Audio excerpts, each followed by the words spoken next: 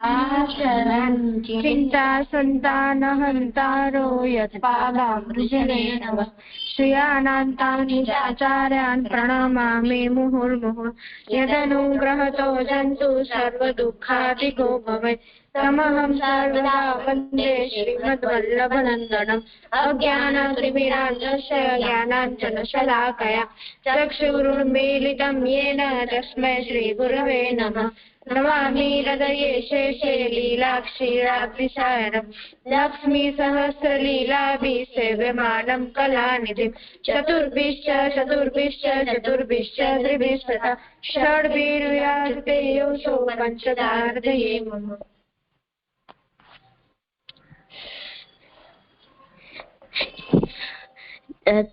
પછી કૃષ્ણદાસ એક વાર પછી એક વૈષ્ણવે કૃષ્ણદાસજીને કહ્યું કે આપ અહીંયા કૂવો બનાવજો અને ઈ પછી હાલ્યા ગયા ક્યાંક પછી કૃષ્ણદાસજી બનાવતા હતા એમને કૂવો બનાવ્યો તો પછી એકવાર રાજભોગ પછી જોવા ગયા કૂવાને ત્યારે એનો ખાલી ઉપરનો પાઠ હતો ઈ જ નતો બન્યો ઈ જોવા ગયા ને એમને પગ ઉપર રાખ્યો તો પાઠ ઉપર અને દાંડી એમાં એમે જોતા હતા ને અંદર એમાં દાંડી લસકી ગઈ ને તો અંદર પડી ગયા તો ત્યારે તો એક વૈષ્ણવ બધા વૈષ્ણવ જોઈ લીધું તો ત્યાં ગયા ને એમને કહ્યું કે એમને કહ્યું ત્યારે એમને અંદર ગયા ને કુવાના અંદર મોકલાવ્યા તો એમને ત્યાં કૃષ્ણદાસજીની દેહ ના મળી તો ત્યારે ગુસાઈજી શયન આરતી પછી બિરાજતા હતા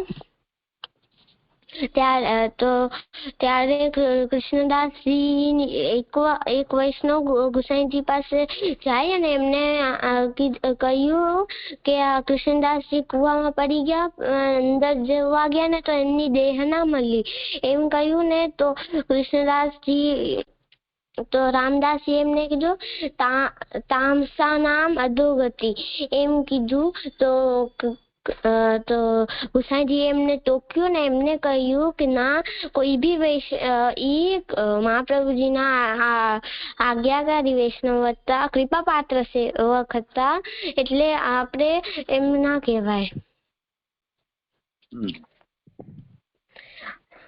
આમાંથી શીખ મળે છે કે આપણે કોઈ બી વૈષ્ણવની નિંદા ના કરવી જોઈએ અને બીજો આ શબ્દ છે રાજભોગ બપોરનો મેન ભોગ હોય ઈ ઉત્થાપન પહેલા આવે અને એમાં એ નિયમ પ્રમાણે એમાં તુલસીજી પધરાવવામાં આવે परंपरा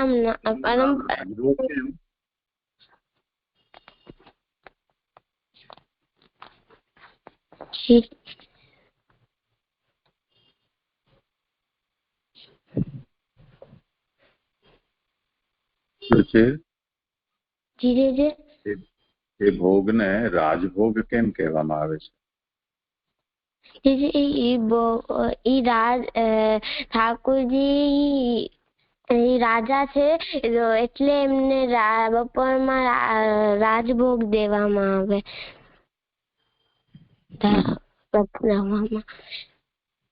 જો એનો મતલબ એમ સમજવો જોઈએ રાજ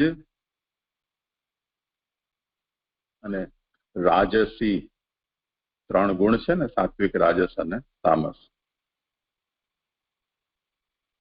તો સાત્વિક એટલે સાદું સરળ સીધું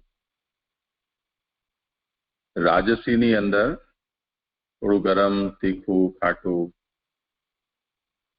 અને બહુ વૈભવપૂર્ણ ઘણા બધા એમાં આહાર્ય વ્યંજનો હોય એટલે ભોજનની સામગ્રી હોય દરેક પ્રકારની તો એ રાજસી ભોગ કહેવાય છે.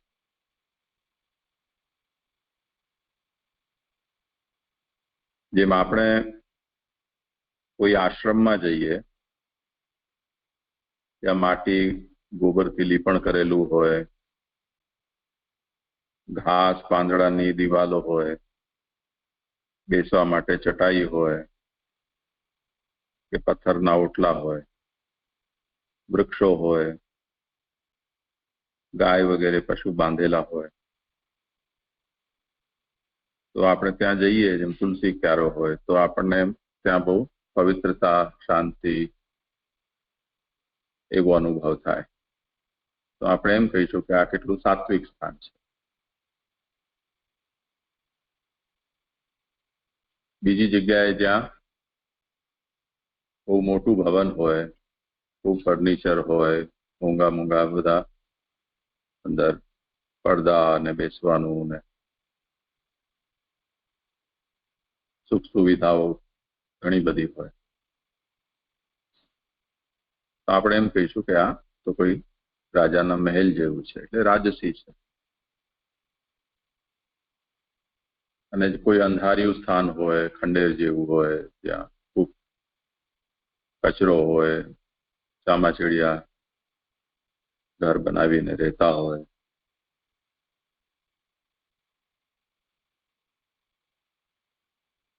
તો એવા સ્થાનમાં આપણે જઈએ તો આપણને અરુચિ થાય, અશુભ લાગે.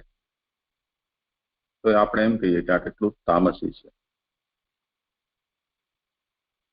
તો આ બધા જે ગુણો છે એ ગુણોને ઓળખવા માટેના એક પ્રકારો છે, એના લક્ષણો કહેવામાં આવ્યા છે ઠાકોરજી ગીતાજીમાં.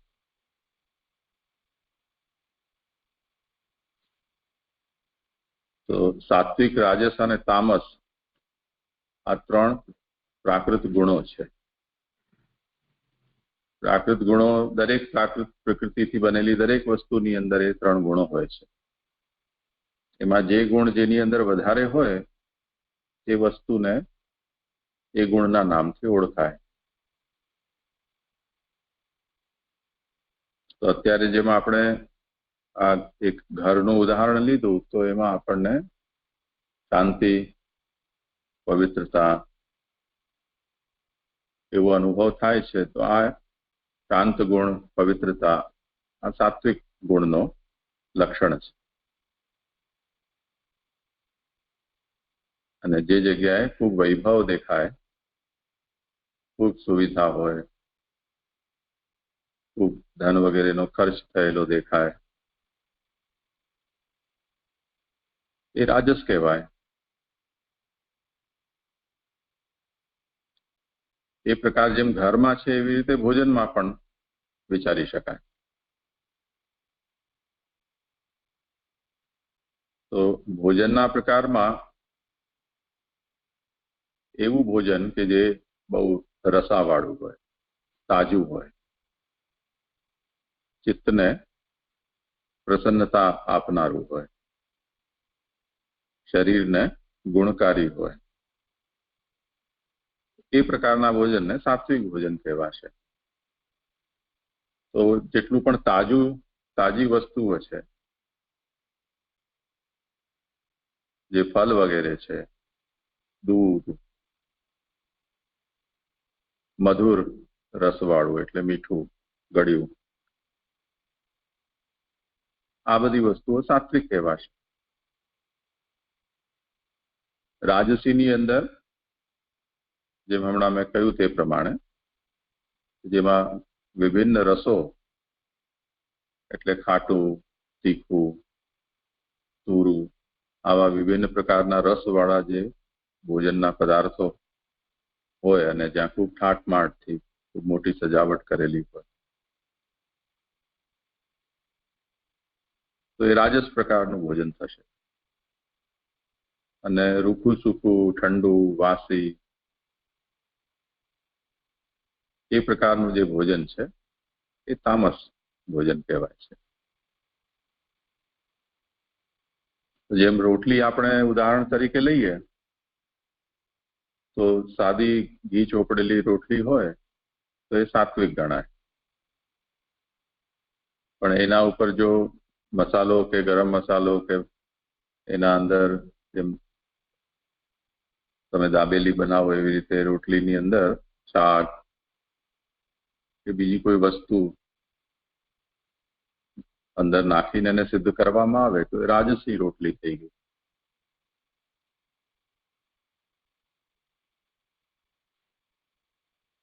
અને જો એનો ખાખરો બનાવી દો, રૂકો સૂકું થઈ જાય તો એ તામસી થઈ ગયું. અથવા વાસી રોટલી છે જેની કિનારી એકદમ કડક થઈ ગઈ હોય, એના ઉપર ફૂગ આવી ગઈ હોય, એ રોટલી છે આપણે એમ કહીશું કે તામસી છે. તો એવી રીતે સાત્વિક એક જ પદાર્થ છે, એમાં સાત્વિક રાજસ તામસ એ અવસ્થાના ભેદ કે પ્રકારના ભેદ આપણે વિચારી શકીએ છીએ. એમ રાજભોગ એનો સામાન્ય અર્થ એવો કે રાજા લોકો જેવું ભોજન કરે એ પ્રકારનો ભોગ. તો આપણે એમ સમજી શકીએ કે સામાન્ય માણસ 4 વસ્તુ લેતું હોય મુખ્ય ભોજનમાં, રાજા છે 40 વસ્તુ લેતો હોય. તો ઠાકોરજીને જયારે રાજભોગ આવે તે વખતે જેટલા દિવસભરમાં વ્યંજનો આરોગાવવામાં આવે છે એ બધા જ વ્યંજનો રાજભોગની અંદર પ્રભુને ધરાવવાની પ્રણાલિકા છે. તો મંગલભોગમાં જે સામગ્રી ઠાકોરજીને આવતી હોય એ બધી જ સામગ્રી પાછી રાજભોગની અંદર આવે. તે ઉપરાંત બીજી સામગ્રી પણ આવે. એટલે આપણે સમજવું હોય તો દૂધઘર, અંસકડી, સકડી આ 3 પ્રકારના ભોગ ઠાકોરજીને રાજભોગમાં આરોગાવવામાં આવતા હોય છે. તો એ બહુ જ ભવ્ય ભોજન સજાવટ થાય એટલે એ રાજભોગ છે. તો ટૂંકમાં જો એને સમજવું હોય તો રાજભોગનો મતલબ રાજાના જેવું ભોગ અથવા રાજસી ભોગ, એમ તે રીતે એને કહી શકાય. સમજાયું? જી જી જી તેથી એમ સમજાયું રાજભોગ એટલે રાજસી ભોગ. એમાં મિર્ચ મસાલો કે એવું બધું રાજા જેવું ખાવાનું હોય ને એવું બધું એમાં હોય રાજસી ભોગમાં. આપણે એને રાજભોગ ને રાજસી ભોગ બી કહી શકીએ. એમાં કઈ 3 પ્રકારની સામગ્રી ઠાકોરજીને ભોગ આવે?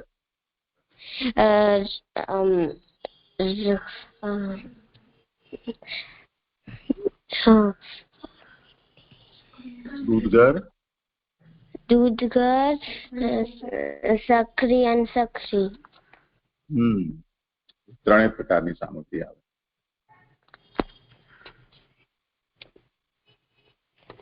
સારું સારું. છે બીજો કોઈ વિષય? ના જી. રાકેશ. નમસ્તે, પ્રણામ જી. હા રાકેશ. ગોપાલદાસ નો ચોથો પ્રસંગ. એક દિવસ શ્રી આચાર્યજી ગોપાલદાસ ને ત્યાં નરોદા પધાર્યા. ત્યારે ગોપાલદાસ કરીને હતા ત્યારે આચાર્યજીએ તેમના 14 વર્ષના દીકરાને પૂછ્યું કે ગોપાલદાસ ક્યાં ગયા છે? ત્યારે તેમના 14 વર્ષના દીકરાએ કહ્યું કે પિતાશ્રી ઠાકોરજીની સેવામાં ગયા છે. પછી મહાપ્રભુજી આ સાંભળી પ્રસન્ન થઈ અને ત્યાંથી ચાલ્યા ગયા. પછી જયારે ગોપાલદાસ આવ્યા ત્યારે ગોપાલદાસને પૂછ્યું કે તું ક્યાં ગયો તો? ત્યારે ગોપાલદાસે કહ્યું કે મહારાજ હું વ્યાવૃત્તિ કરવા ગયો તો. અને આચાર્યજી અડેલ પધારતા હતા ત્યારે ગોપાલદાસે તેમને કહ્યું કે આપ કૃપા કરી અને 2-4 દિવસ અહીંયા રોકાવો. ત્યારે આચાર્યજીએ ના પાડી અને ત્યાંથી અડેલ પધાર્યા. આમાંથી એ શીખ મળે છે કે આપણે આપણા ધર્મને ગુપ્ત રાખવો જોઈએ. સરસ. જે આમાંથી શબ્દ છે આચાર્યજી એટલે શાસ્ત્રને પડે, પોતાના જીવનમાં લઈએ અને પોતાના શિષ્યોને શીખવાડે તેમને આચાર્યજી કહેવાય. મને આમાં કઈ પ્રશ્ન છે તને? આમાંથી એ પ્રશ્ન છે વ્યાવૃત્તિ એટલે નોકરી ધંધો, પૈસા કમાવાનું સાધન.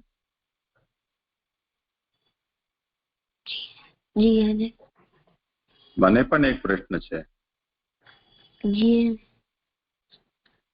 કે આપણે આપણી મનનો ભાવ છે એ બીજા કોઈને ન કહીએ એ તો સમજી શકાય, પણ શ્રી મહાપ્રભુજી તો ગુરુ છે, તો ગુરુના સામે છુપાવવાનું શું હોય? ગુરુને તો બધું કહેવું જ જોઈએ.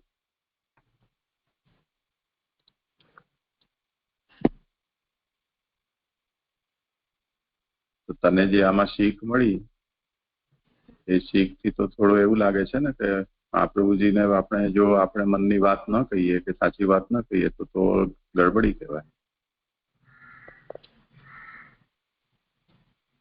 શું લાગે છે? આપણે આપણા ગુરુ અને માર્ગીઓને કેવું જોઈએ, અમાર્ગીઓને ન કેવું જોઈએ ધર્મ. તો આ વાર્તામાં તો ઊંધું થઈ ગયું ને.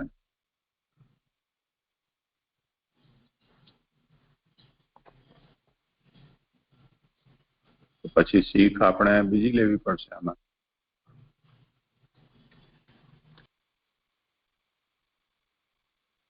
વિચાર કરો થોડો.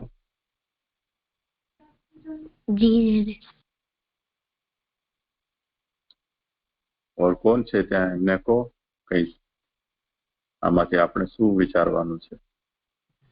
મને એવું લાગે છે કે આમાં એક એમ કે આપણે માર્ગની વાર્તા ગુપ્ત રાખવી જોઈએ. આગળ તુલસાજીની વાર્તામાં પણ એવું આવ્યું હતું કે તુલસાજી ઘણી બધી સેવા કરતા અને પછી બહુ જ સેવા કરતા, પણ ઠાકોરજીની એમના પર કૃપા પણ હતી, પણ એમનામાં એવું અહંકાર નતું. જ્યારે એમને ગુસાઈજીએ પણ એમ પૂછ્યું કે તમારા પર ઠાકોરજીની તો ઘણી કૃપા છે, તો પછી એમણે એમ કહ્યું કે ના, હું તો કઈ કરતી જ નથી. એ તો ક્યારેક પદ્મનાભદાસજી એમ કહે છે તો હું કરી લઉં છું, બાકી તો હું કઈ કરતી જ નથી, એવું એમણે કહ્યું હતું. તો એમણે ગોસાઈજીને પણ ન કહ્યું. ને આમ પણ આપણે એમાં લઈ શકીએ કે આપણે ઠાકોરજીને નિમિત્ત એટલે કે એમ આપણી પ્રશંસા કરવા માટે કે આ મહાપ્રભુજી આવ્યા છે તો એમને સારું લાગશે, આપણે એમ કહેશું કે ઠાકોરજીના કાર્ય કરીએ છીએ, તો આપણે આપણા લૌકિક કાર્ય માટે ઠાકોરજીનો બહાનો ન દેવું જોઈએ. અને ઠાકોરજીના બહાના માટે આપણે ઠાકોરજીનો કોઈ કર્મ કરતા હોઈએ તો પણ આપણે લૌકિક કહેવું જોઈએ, અગર કોઈ અન્ય માર્ગીય હોય તો. જે મને એવું લાગે છે.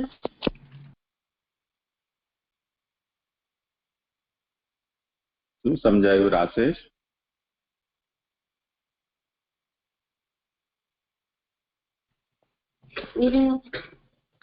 મને એમ સમજાયું કે આમાં આપણે આપણા ગુરુને તો કેવું જોઈએ,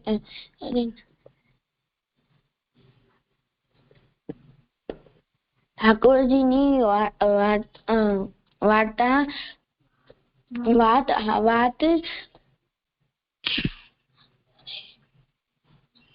આપણે બીજા કોઈને પૂછીએ. રુચિ, તું શું સમજ્યો? હું એમ સમજ્યો કે જેમ આપણે ગુરુને બધે આપણે વાત કરવી જોઈએ, પણ આપણે આપણી પ્રશંસાની વાત ક્યારે બી એમ ના કહેવું જોઈએ કે અમે અહંકાર થઈ જશે. પછી આપણે ઠાકોરજીને એમ ગુરુને એમ કહેશું ને કે મેં આમ સેવા કરી એમ, એટલે એમ તો અહંકાર ના થાય, પણ એમાં એમ વધારે પ્રશંસા બી થાય, ગુરુ એમની પ્રશંસા બી કરે ને તો એમને અહંકાર બી થઈ શકે છે. એટલે આપણે અહંકાર ના કરવો જોઈએ, એના માટે આપણે એમને ગુપ્ત રાખવી જોઈએ વાત. પણ આપણે ગુરુ છે એ પ્રશ્નો હોય તો એમને પૂછવું જોઈએ. ગુપ્ત પર ઠાકોરજી માટે જ આપણે ગુપ્ત રાખવી જોઈએ. આપણી અહંકાર થાય એટલા માટે જ. આપણે બીજા કોઈ માટે કે આપણી એમ કઈ બીજો પ્રશ્ન છે આપણે તો ગુરુને પૂછવું જ જોઈએ. એ મને એમ સમજાયું. અચ્છા, ભક્તિ 2 વાત કહી, બંને વાત આવી ગઈ?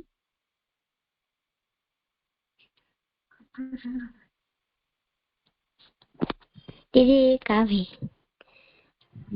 તો બીજી ક્યાં ગઈ?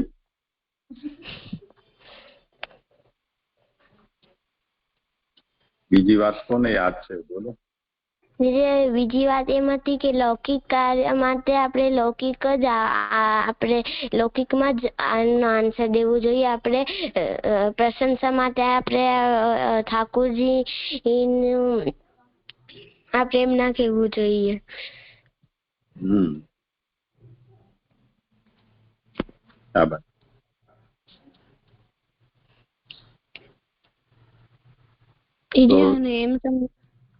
હા, બોલ. મને એમ સમજાયું કે આપણે ઠાકોરજીનો ધર્મ ગુપ્ત રાખવો જોઈએ અને આપણે કોઈ બી પ્રશ્ન હોય તો આપણે આપણા ગુરુને પૂછવો જોઈએ.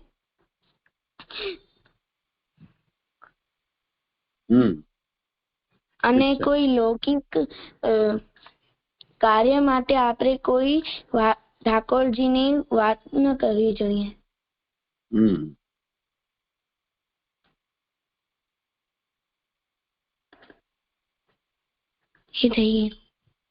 સારું. ચલો, હવે થોડો સમય છે, કરવું છે આ કૃષ્ણાશ્રય કે પછી આપણે પછી ઉપર રાખીએ? જે આપ જેમ આજ્ઞા કરો એમ. હા, તો પછી કાલ ઉપર જ રાખો. કાલનો સમયનું પછી આપણે વિચારી લઈશું. કહું અમને થોડી વારમાં.